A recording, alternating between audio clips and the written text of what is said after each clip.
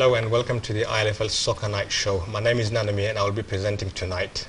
Tonight we'll be discussing quite a few projects. The UK BFC final that took place today, the results from yesterday's Premier Division, the results from last Thursday's Veterans League, and the upcoming Masters Tournament. And the draw will take place on this show here today.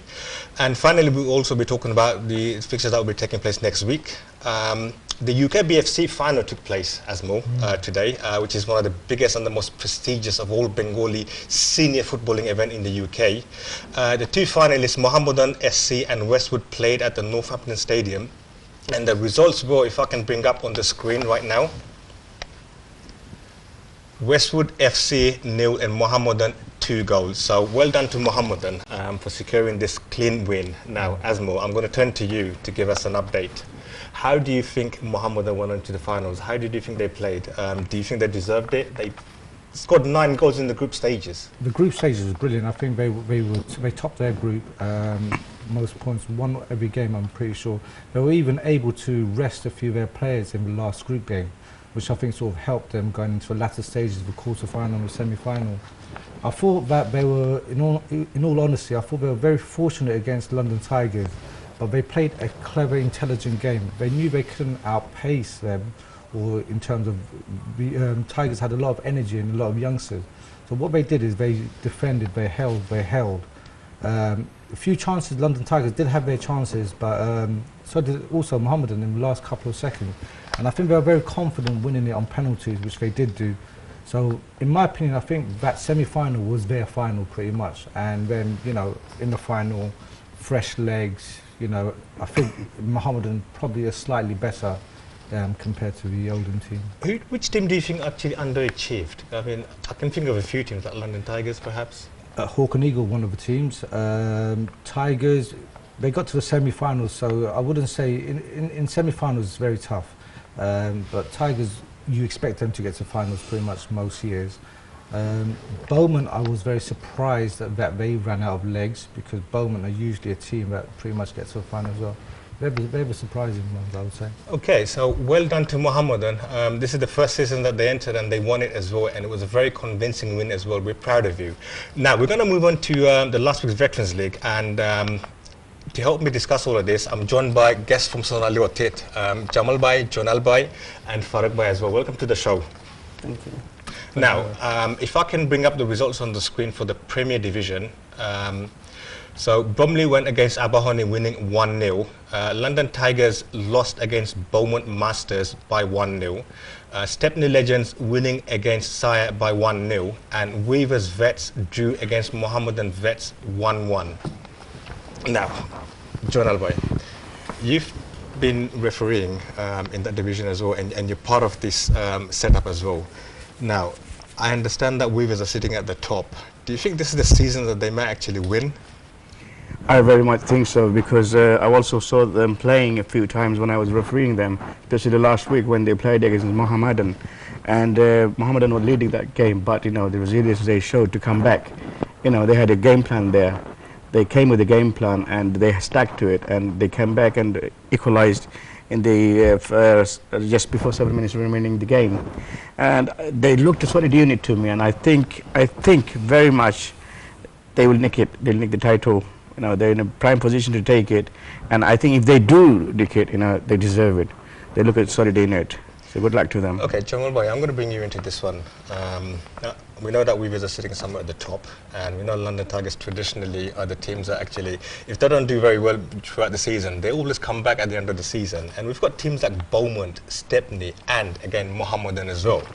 Now, do you think one of those teams might be able to cause an upset to Weavers, or do you think Weavers are actually too strong to stop them? Are they unstoppable now? Thank you, Nanu, for inviting me to the show. Well, I think Weaver's been playing for a number of years now, and they have gained a lot of experience in that league. And I believe it's about time that they win something, and they look very strong. I think Tiger, they've been winning almost every year round. They are in about. Beaumont looks strong as well. Could be still a long way to go, and could be an upset. You know, you never know in football. So, I mean, looks promising for Weavers at the moment. Okay, now let's just move on to the first division results from last Thursday. Now, if I can bring it up on the screen. ELS, a convincing win for them against St. Catherine's. They won 2-1. Hawken Eagle Vets scored 2 goals past FC Bondu, so they won 2-0. Riverside Vets winning against Revived Legend by 1-0. And G7 losing against Workhouse Vets by 2-0. Now, Asmo, I'm going to speak to you about this. Now, G7, one of the teams that looked absolutely outstanding at the beginning of the season. Now, they're sitting not at the top anymore. What's going on now? I mean, has anything changed? Well, we said at the beginning of the season, we said a lot of factors in terms of to actually win a championship. Key factors are making sure your consistent players turn up, making sure injury-free, reliability. I think that they've had a few issues regarding that. For example, all their full players not turning up week in, week out. And that has probably impacted them. At the beginning, they were flying, but now they've lost a couple of games. I think a couple of weeks ago, they were struggling to get 7 players. I mean, also a couple of times they've started with 6 players. So these are small factors that all add up together throughout a whole season. Because remember, a whole season, you need a full squad, you know, and you need your best players to turn up week in, week out. It's not, you know, 4-week or 2-month tournament. This is a proper league where, you know, it is about the best of the best, and that's why I have to give full credit to Workhouse, because Workhouse, they have been sort of behind G7 pretty much throughout the whole season, and now they've just found their opportunity, and well done to Workhouse, I have to say. Farooq, I'm going to bring you into this. Now, the veteran scene has kind of expanded in the last number of years, and you are very much part of this Veterans League as well. Tell us how much it has changed over the years. Now, we had a very humble beginning. We started off with 8 teams. Now, we've got about 24 teams now. Do you want to give us a brief of your understanding of what your take is and where it's heading? First of all, before I answer this question, I'm going into details about the Vets League. I'd like to go back to your first point about the UK Bangladesh Championship. I congratulate the winning team and commiseration to the runner-up. Now your point, what you've asked me about this vet league, when we started and where it's going, it is going in the direction the way, you know, like I always thought. And once upon a time I thought like we have to have something seriously regarding vets, tournaments, league, whatever you said.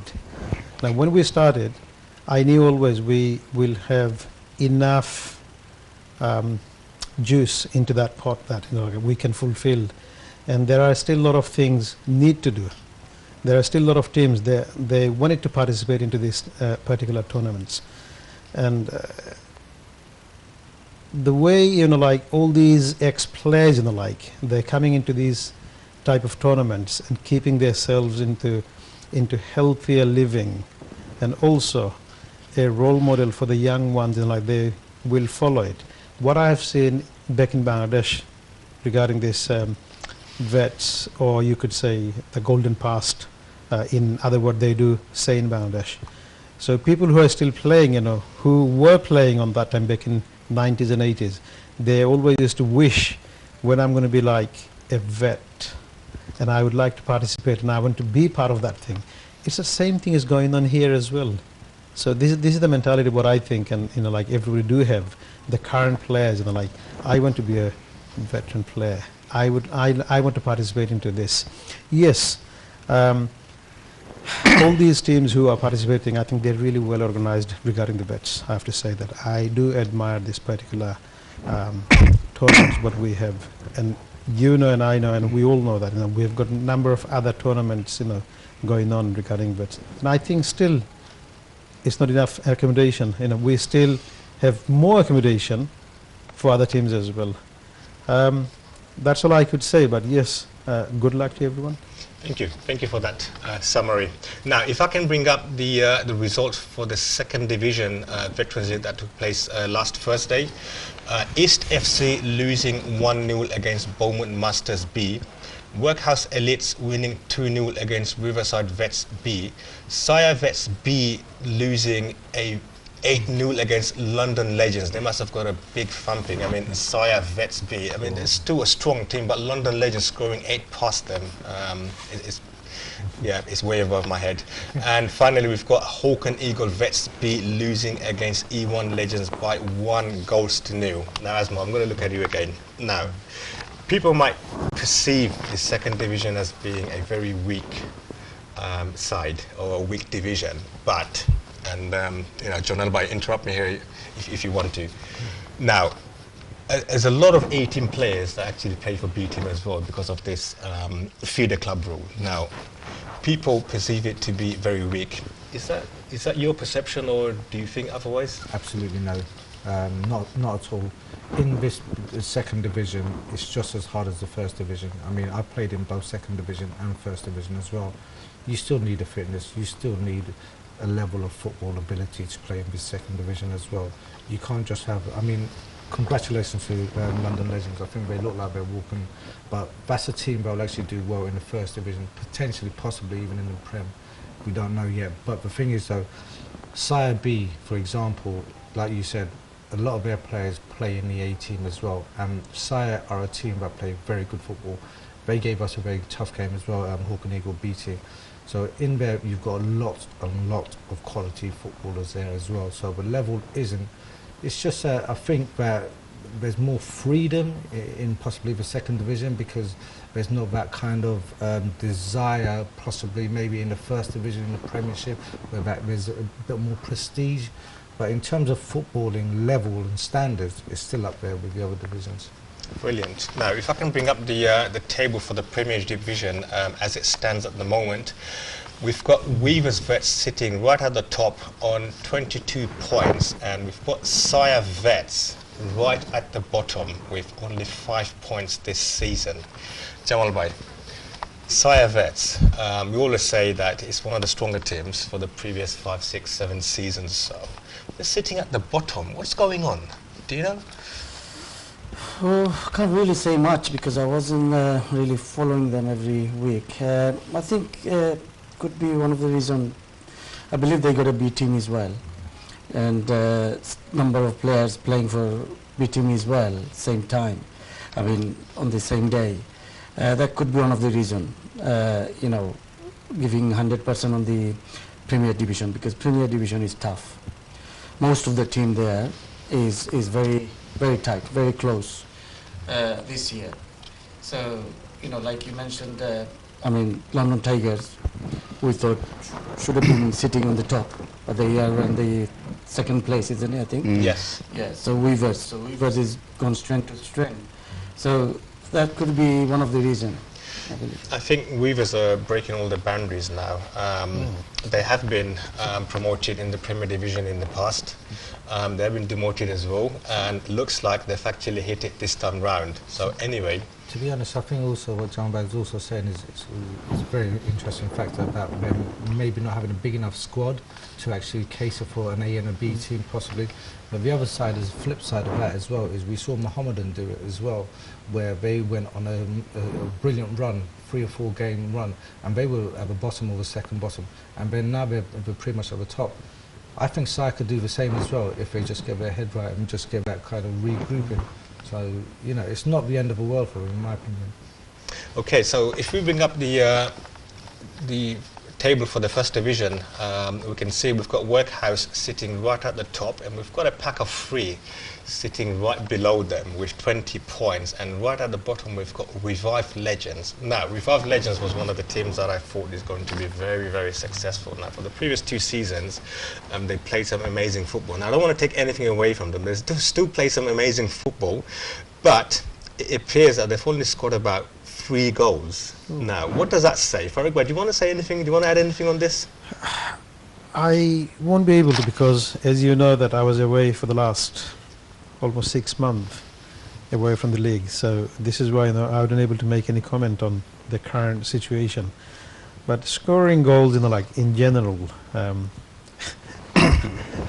I can't say it's unlucky, but I think they must have got a problem with their striker or the guy who's playing up front, or maybe they don't have a natural player who normally plays up front. It could be like most of the defenders and midfielders. What I've seen in past and for many years, like from the Premiership and Old First Division and internationally, basically, I mean, whoever plays in defence or say holding midfield, they could never ever play like up front and scoring goals, except few exceptional people. So like Gary Neville used to score goals quite a lot.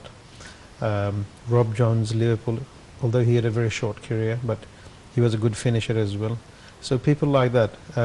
Stuart Pearce, another one. But you don't get these sort of players like, you know, on every teams. So it could be one of these things, like this is why they can't score goals. Apart from that, I can't really say anything else. No, I mean the saying is right. You can't win by being very defensive, so you have to go out there. And sure. We know that every season the Veterans League becomes stronger and stronger. So if you think that you have a very strong team this season, the next season the whole dynamics is going to change. And what you'll find is that if you haven't changed or brought in new fresh legs or players in, you just fall behind. And I think this is what we're seeing with some of the teams. So anyway, this is all we have time for in this segment. In the next segment, we're going to move on to discuss a few things about the Sonaliotic Masters 2017 tournament. There's lots to discuss, and I'm sure John Albai and Farukba will have lots to talk about. So don't go away. We'll see you in a few minutes.